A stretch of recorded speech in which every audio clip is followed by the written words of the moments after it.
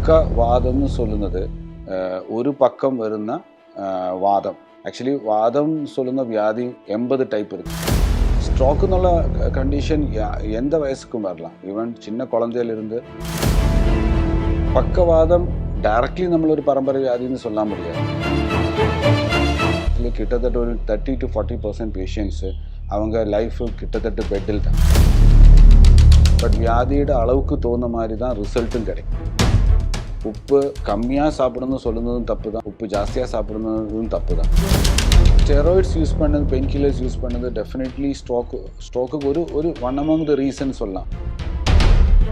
அப்படி அன்கண்ட்ரோல் ஸ்ட்ரெஸ் உள்ள பேஷண்ட்ஸ்க்கு தான் பக்கவாதம் ஜாஸ்தி வருது. பக்கவாதத்திൻ്റെ ஆரம்ப ஸ்டேஜில் டெஃபினெட்லி ஆயுர்வேத ட்ரீட்மெண்ட்டுக்கு எந்த வேல்யூ இல்லை. ആയുർവേദ ട്രീറ്റ്മെൻറ്റും ഫിസിയോതെറാപ്പിയും മിക്സ് பண்ணுന്ന ഒരു പ്രോട്ടോക്കോൾ.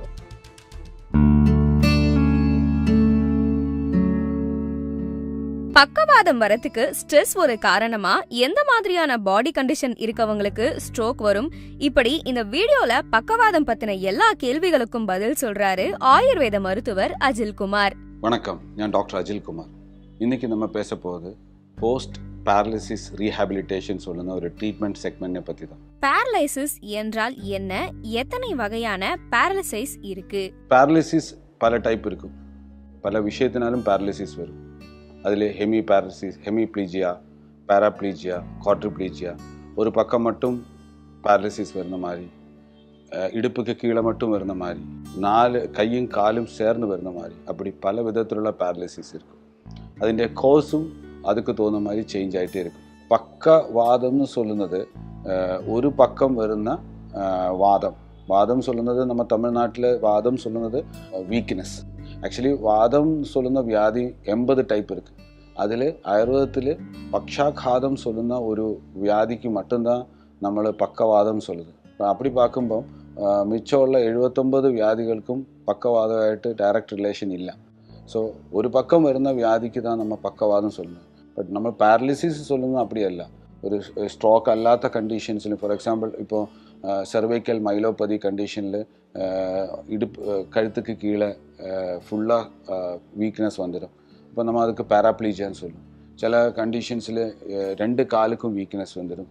அதே மாதிரி 2 கைக்கும் வீக்னஸ் வரும். சம்டைம்ஸ் ஒரு கைக்கு மட்டும் வீக்னஸ் வரும், மோனோப்ளீஜியான்னு சொல்லும். ஸோ இந்த மாதிரி பக்கவாதம் உள்ளது ஒரு குறிப்பிட்ட வியாதினால் மட்டுமல்ல, பல வியாதினாலும் வரக்கூடிய ஒரு விஷயந்தான். பட் பக்கவாதம் சொல்லுന്നത് ஸ்ட்ரோக்கு தான்.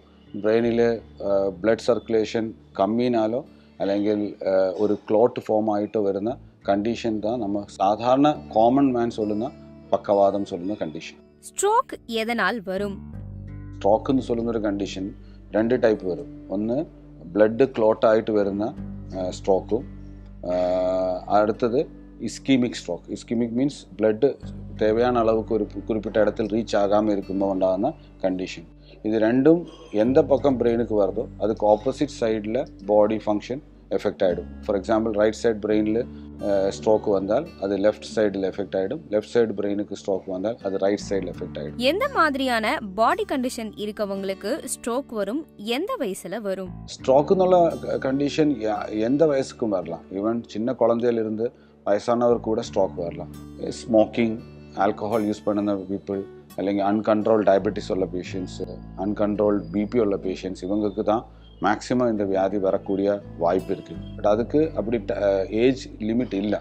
எந்த ஏஜில் வேണമെങ്കിലും பக்கவாதம் வரலாம். பக்கவாதம் பரம்பரையா வர நோயா? பக்கவாதம் டைரக்ட்லி നമ്മളൊരു പരമ്പര വ്യാധി എന്ന് சொல்ல முடியாது. பட் டயபெட்டிக் பேஷண்ட்ஸிலும் ஹைப்பர்டென்சிவ் பேஷண்ட்ஸிலும் இது ஜாஸ்தி பார்க்கறதுனால ഹൈപ്പർ ടെൻഷനും ഡയബറ്റീസും എല്ലാം ജനറ്റിക് ആയിട്ടുള്ള ഇമ്പോർട്ടൻസ് ഇരിക്കുന്നതിനാൽ ഡെഫിനറ്റ്ലി പക്കവാദം அந்த மாதிரி பேசும்போது நமக்கு என்ன சொல்ல பாரம்பரியமாயிட்டு வரக்கூடிய ஒரு விஷயம்னு சொல்லலாம். பட் டைரக்ட்லி ஒரு பாரம்பரியமான ஒரு வியாதின்னு சொல்லதுக்கு முடியாது. போஸ்ட் பேரலிசிஸ் ரீஹாபிலிட்டேஷன்னா என்ன? Post paralytic rehabilitation means paralysis வந்ததுக்கு பிறகு அந்த பேஷண்ட் அல்லங்க பர்சனை நார்மல் லைஃபுக்கு கொண்டு வரதுக்கான ட்ரீட்மெண்ட் ப்ரொசீஜர்ஸ். அவங்க உயிர் காப்பாற்றியதுக்கு பிறகு அந்த பேஷண்ட்ஸில் கிட்டத்தட்ட ஒரு 30 to 40% பேஷண்ட்ஸு அவங்க லைஃபு கிட்டத்தட்ட பெட்டில் தான். ஸோ அதில் ரீஹாபிலிட்டேஷன் ட்ரீட்மெண்ட்டுக்கான இம்பார்ட்டன்ஸ் யாரும் பண்ணதில்லை. மேக்ஸிமம் பேர் பண்ணதில்லை, அப்படி சொல்லி தான் கரெக்டு. பட் அதுக்கான ரீசன் வச்சாலே ஒரு ரீஹாபிலிட்டேஷன் ஆஃப் பக்கவாதம் അല്ലെങ്കിൽ ரீஹாபிலிட்டேஷன் ஆஃப் പാരലിസിസ് சொல்லுന്നത് அவ்வளோ ஒரு ஷார்ட் டியூரேஷன் நடക്കുന്ന விஷயம் വ്യാധിയുടെ വിളവ് എഫക്റ്റുക്ക് തോന്നുന്ന മാതിരി സിംറ്റத்துக்கு തോന്നുന്ന മാതിരി அந்த ഡ്യൂറേഷൻ ചേഞ്ച് ആയിട്ടേ இருக்கும். சில கேஸில் நமக்கு ஒரு 1 month to 2 monthsக்குள்ளார തന്നെ கிட்டத்தட்ட அவங்கள நார்மல் லைஃப்க்கு கொண்டு போக முடியும். But some other cases 3-4 months கூட டைம் எடுக்கும். பட் அந்த மாதிரி ஒரு பொறுமை അല്ലെങ്കിൽ அந்த மாதிரி ஒரு இம்பார்ட்டன்ஸ் அந்த அந்த அந்த ரீஹாபிலிட்டேஷன்ஸ்க்கு கொடுக்காததான் இன்றைக்கி முக்கால்வாசி பக்கவாதம் பேஷண்ட்ஸும் ரிக்கவரி அவங்களுக்கு டிலே ஆகுதுக்கோ അല്ലെങ്കിൽ complete recovery near complete recovery கிடைக்காம இருக்கிறதுக்கோ ரீசன். ட்ரீட்மெண்ட் ரிசல்ட் என்ன மாதிரி இருக்கும், எப்ப சரியாக வாய்ப்பு இருக்கு?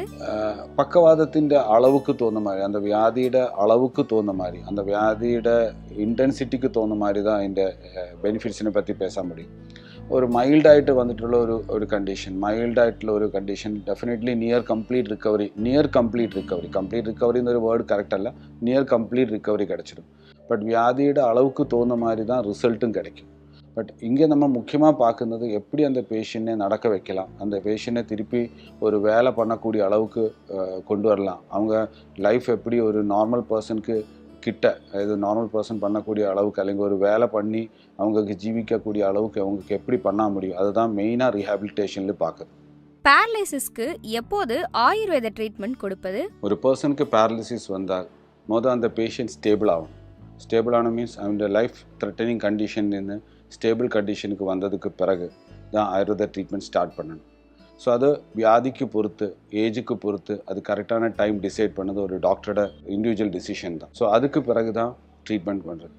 ஸோ அந்த ட்ரீட்மெண்ட்டில் ஆயுர்வேத ட்ரீட்மெண்ட்டும் ஃபிசியோதெராப்பியும் மிக்ஸ் பண்ணுன ஒரு ட்ரீட்மெண்ட் ப்ரோட்டோகால் நம்ம புதுசாக டெவலப் ஆகிருக்கு. ஸோ அந்த ப்ரோட்டோகாலில் நார்மலான ஒரு ஃபிசியோதெராப்பி மட்டும் பண்ணுன கேஸில் நின்று ரொம்ப அளவுக்குள்ள இம்ப்ரூவ்மெண்ட்ஸ் நம்ம பல பேஷண்ட்ஸிலும் பார்த்துட்டே இருக்குது. அது ஒரு ரிசர்ச் மாதிரி நடந்துகிட்டே இருக்குங்க. பல பேஷண்ட்ஸிலும் ஃபிசியோதெராப்பி மட்டும் பண்ணும்போது கிடைக்கிற இம்ப்ரூவ்மெண்ட்னே காட்டிலும் ஜாஸ்தியான இம்ப்ரூவ்மெண்ட் ரெண்டும் மிக்ஸ் பண்ணி கிடைக்கிது. ஸோ பல இம்ப்ரூவ்மெண்ட்ஸும் மட்டும் அல்ல, அவங்க லைஃப் ஸ்டைல் தானே அதுக்கப்புறம் சேஞ்சஸ் வந்துட்டே இருக்கீங்க. ஆயுர்வேத ட்ரீட்மெண்ட்டை பக்கவாதத்தோட எந்த ஸ்டேஜில் எடுத்துக்கணும் சார்? பக்கவாதத்திൻ്റെ ஆரம்ப ஸ்டேஜில் டெஃபினெட்லி ஆயுர்வேத ட்ரீட்மெண்ட்டுக்கு எந்த வேல்யூ இல்லை. அங்கே நமக்கு கண்டிப்பாக ஒரு ப்ராப்பரான ஒரு நியூரோ சென்டர் தான் போகுதான் கரெக்டு. அங்கே போய் பேஷண்ட் ஸ்டேபிள் ஆகுന്ന ஒரு சிச்சுவேஷன், அதாவது இந்த பேஷண்ட்டை உயிர் காப்பாற்றுന്ന சிச்சுவேஷன், அந்த சிச்சுவேஷன் வந்ததுக்கு பிறகு தான் ஆயுர்வேத ட்ரீட்மெண்ட்டுக்கு இம்பார்ட்டன்ஸ் வருது. ஸோ போஸ்ட் பேரலிசிஸ் അല്ലെങ്കിൽ போஸ்ட் ஸ்ட்ரோக் ரீஹாபிலிட்டேஷனுக்கு டெஃபினட்டாக ஆயுர்வேத ட்ரீட்மெண்ட் தான் சுப்பீரியர், அதில் எந்த டவுட்டும் இல்லை. பட் பிகாஸ் ஃபிசியோதெராப்பியும் ஆயுர்வேத ட்ரீட்மெண்ட்டும் மிக்ஸ் பண்ணும்போது கிடைக்கிற ரிசல்ட்டு ரொம்ப ரிமார்க்கபுளாக இருக்குது. ரீசன்ட்லி அது ரொம்ப அளவுக்கு பாப்புலர் ஆகிட்டே இருக்குங்க. எந்த மாதிரியான ஆயுர்வேத ட்ரீட்மெண்ட் வகைகள் இருக்கு, அதுல எது பெஸ்ட்?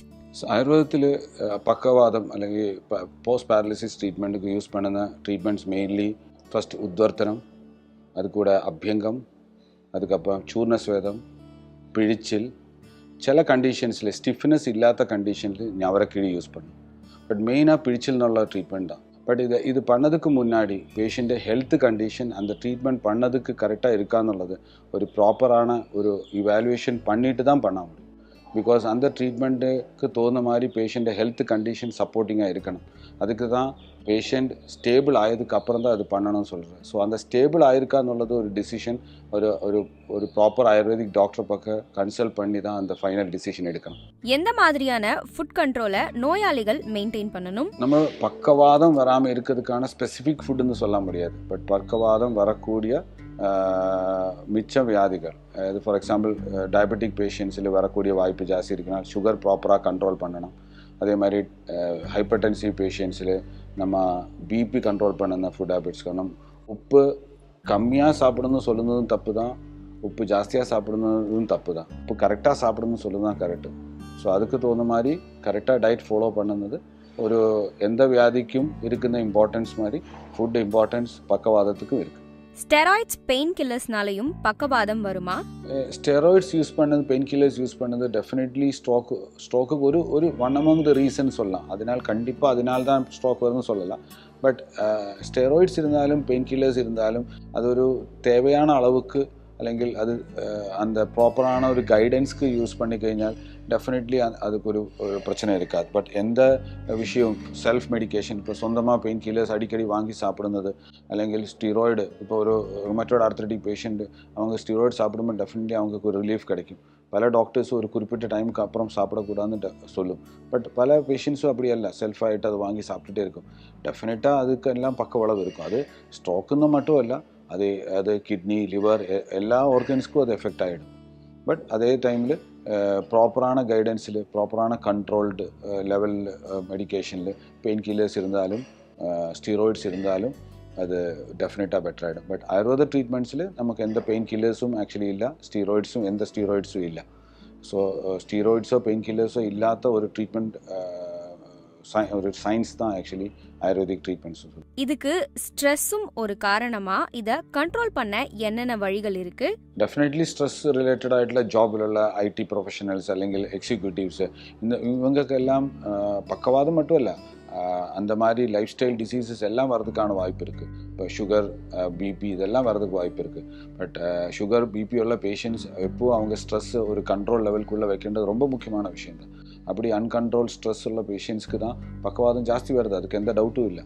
பட் அது ஒரு ப்ராப்பர் எக்ஸசைஸிലൂടെയും மெடிடேஷனுடையும் யோகா மாதிரிയുള്ള ப்ரொசீஜர்ஸ்ലൂടെയും அது ஒரளவு வரைக்கும் நல்லா கண்ட்ரோல் பண்ணி வைக்கலாம். இப்போ ஸ்மோக்கிங் ஹேபிட் இருந்தால் டெஃபினட்டாக அது அவாய்ட் பண்ணி தான் ஆகணும். ஆல்கஹால் யூசேஜ் டெஃபினட்டாக கண்ட்ரோல் பண்ணி தான் ஆகணும். அது மாதிரி டயபெட்டிக் உள்ள பேஷண்ட்ஸ் அவங்க டயபெட்டிஸ் ஃபுல்லி கண்ட்ரோலாக வைக்கிறதுக்கு டயட் ஹேபிட்ஸும் ஃபாலோ பண்ணணும்.